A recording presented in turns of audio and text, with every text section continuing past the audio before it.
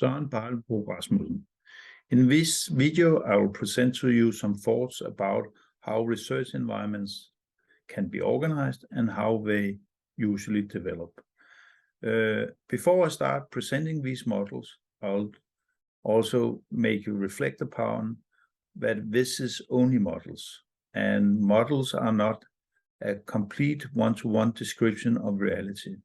So out in reality, the things that is going on is much more complex. But I think the models is still very important because it gives you a vocabulary to talk about what is going on out in reality. So let's jump into the models. How do you organize and develop research environments? The first model is what I will call the rocket model. It's describing a research environment that is very much organized, so it has the shape of a rocket. And the shape of a rocket is a thin head, a focused head, and a big engine. And the focused head is moving and pointing in a direction. And this direction is something the professor or the person with a permanent position in the front of the rocket has been aiming and building competences moving in this direction for many years. Why has the person in the head of a rocket been pointing in this direction? Yeah, usually because in this direction, if you move fast and efficient in this direction, you'll hope to find an interesting solution to an interesting and challenging scientific problem. So it's very much about being fast. How fast can I move in this direction so I'll win the competition and be the first arriving and finding this interesting solution? It's not that interesting to be number 10 arriving out there. So the rocket has to be efficient. And one way of being efficient is very much that the professor or the person in the head of the rocket is creating a lot of interesting projects that will build competences so you move in this direction. And the people in the rocket doing these projects is usually in temporary position. And therefore, you also have the metaphor of a rocket. So you have an engine, and here you burn all your fuel, so you move the head in this direction. Of course, you should be careful with this metaphor. You shouldn't tell your PhD students that they are gasoline or fuel that you burn and then throw them away. But it's actually the principle in a rocket, and also I think the principle in a research environment organized as a rocket, that people are there for some years and then they move again. Imagine if everybody should have a permanent position, then usually you will end up with a very big head and a very small body or engine, and that is not a very efficient or fast rocket. So the rocket has some, very strong and interesting characteristics that make it worth a thought. It is focused, so you know what to do, what are your goals, what are your collaboration about in the rocket. You can, through the focus, also prioritize and also make deselections. Someone in the rocket is suggesting, for example, a PhD student that, oh, I have this idea for a project and now we shall move in this direction. The answer should be no. Please focus on your project, and where your project is about moving in this direction. So it's easy to say no and make deselections. The rocket is also, when it comes to leadership, very easy. The head person in the rocket is leading the rocket, there's no doubt about. And it's also a setup that is easy to understand and understand what is going on. Some of the drawbacks, yeah, it's very risky.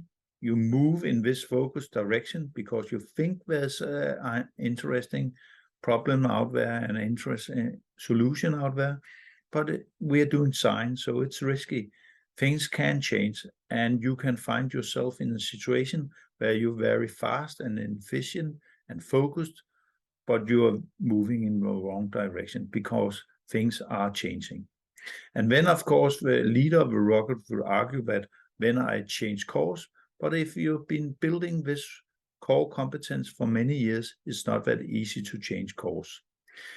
The rocket can also become a little one-eyed, or only focusing on research and a special kind of research.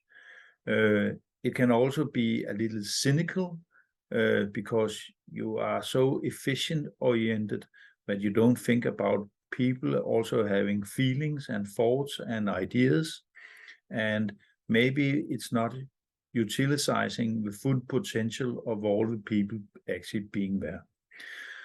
So this is the model, and this is one way of organizing research environments.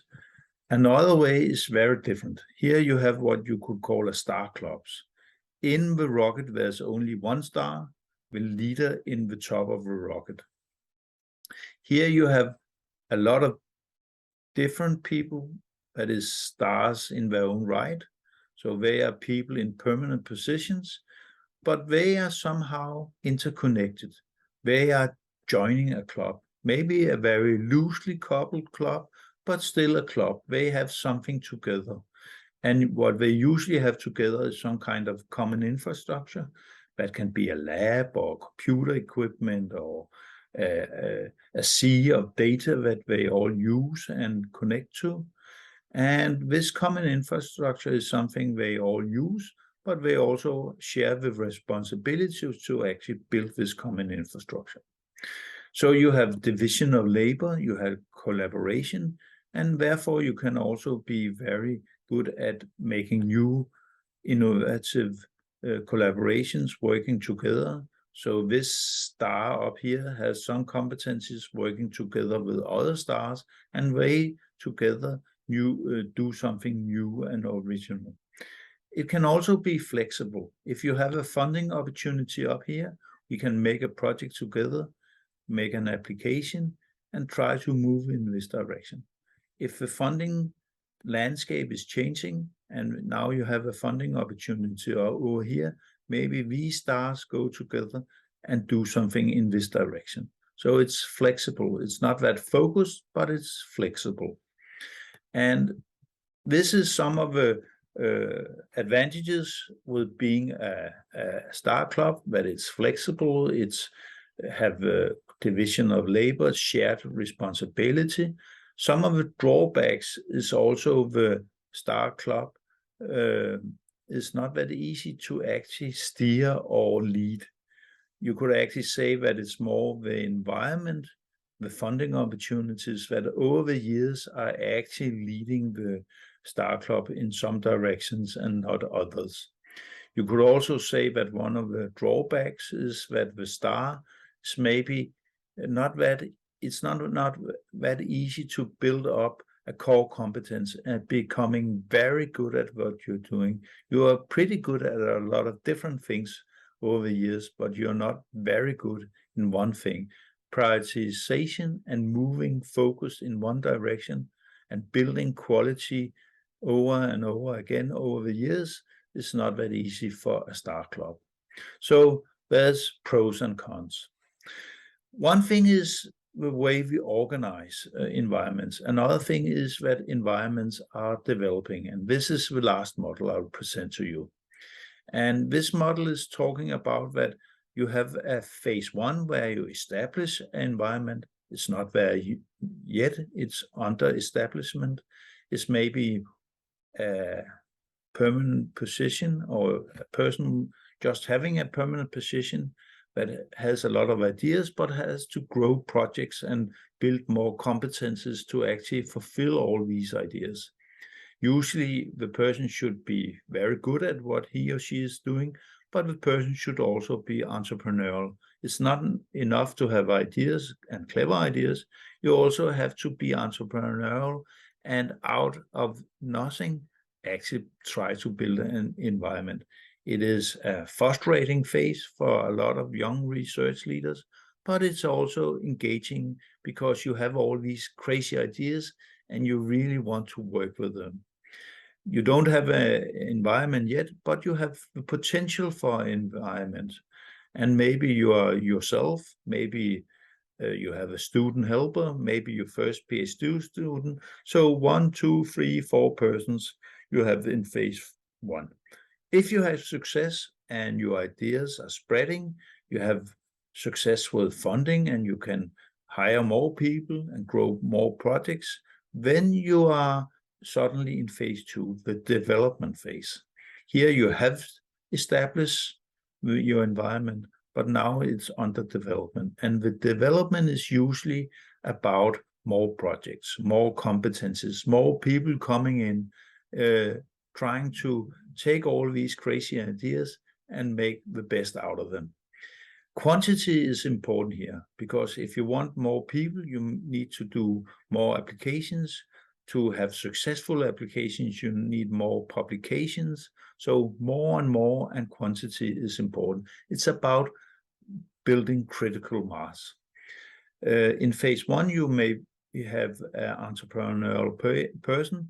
In phase 2, it's more about maybe an entrepreneurial culture or spirit.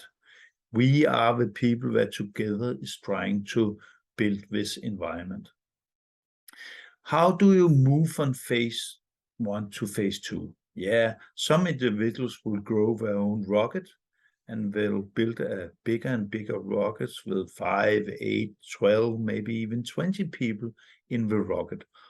Others will maybe join up in a star club and build the phase 2 environment out of a lot of small stars, interconnecting and building the environment that can look differently from different environments. And maybe it's important here to say also that you usually see the phase 2 development through a rocket in the technical sciences, in the natural sciences, and in the medical science. And you see the star club development more in the social science and humanities. So it can look differently in the different disciplines. So in phase 2, it's very much about you saying yes. Is this a good idea? Yes. Should we do this? Yes. Should we apply for this? Yes. Should we collaborate with them? Yes. It's a very good idea and shoot at everything that moves. But if you want to move into phase 3, it's important to say no and learn to say no, because this is not easy. If you've been for many years, 10 years, been saying yes all the time, it's not very easy to start saying no. And why should you say no? Because phase 3 is about quality, not quantity. It's not about more people, maybe actually about less people, better people, more focused people. And phase 3 is maybe not about crazy ideas anymore. It's much more about building evidence for the best ideas that you have been developing so far. In phase 1 and 2, you could say that you are working on the frontier of science. The sociologist of science is having a distinction between the frontier of science, all the crazy ideas, and core science, the accumulated knowledge base that all the international peers believe in. And phase 3 is not about the frontier science. It's exactly about core science, how to establish enough evidence so all the international peers believe in this and take it into the accumulated knowledge base and put it all in all the textbooks for the coming generations. So phase 3 is not about crazy ideas and wild, bold ideas anymore. No, it's about the ideas you have already been working on for many years. And here you have to establish even more data and evidence so your international peers will believe in it.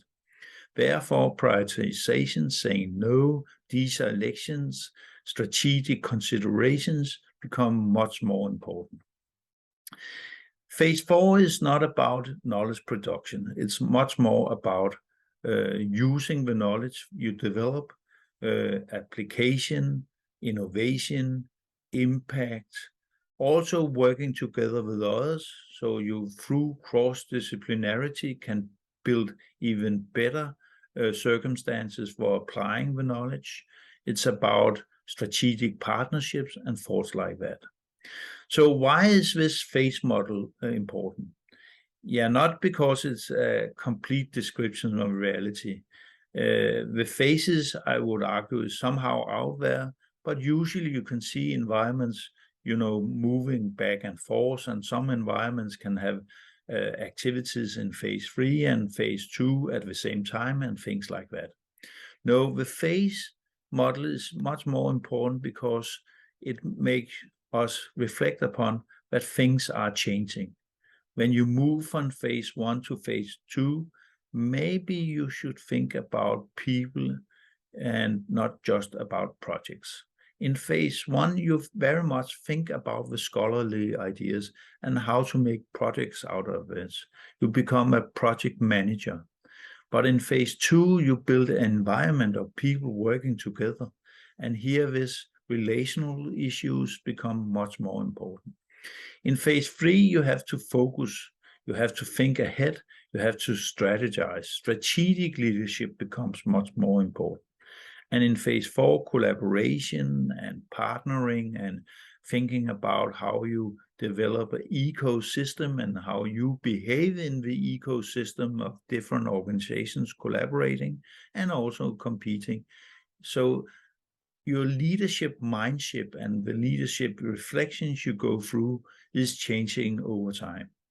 So these 3 small models hopefully will make you reflect upon your situation.